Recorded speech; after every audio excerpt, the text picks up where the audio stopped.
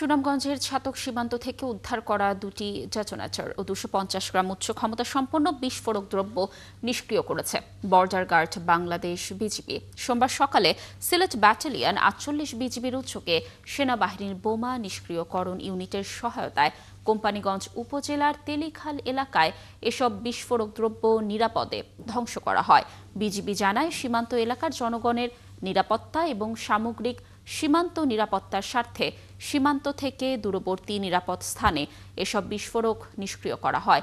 এর আগে গত 31 অক্টোবর রাতে 48 বিজিবির একটি বিশেষ আভিযানিক দল ছাতক উপজেলার সীমান্তবর্তী ছনবাড়ি বাজার এলাকায় অভিযান চালিয়ে বালুর স্তূপের নিচে লুকানো অবস্থায় একটি বিদেশি রিভলভার, দুটি ডেটোনেটর ও 250 গ্রাম বিস্ফোরক উদ্ধার করে। উদ্ধারকৃত রিভলভারটি পরে থানায় হস্তান্তর করা হয়।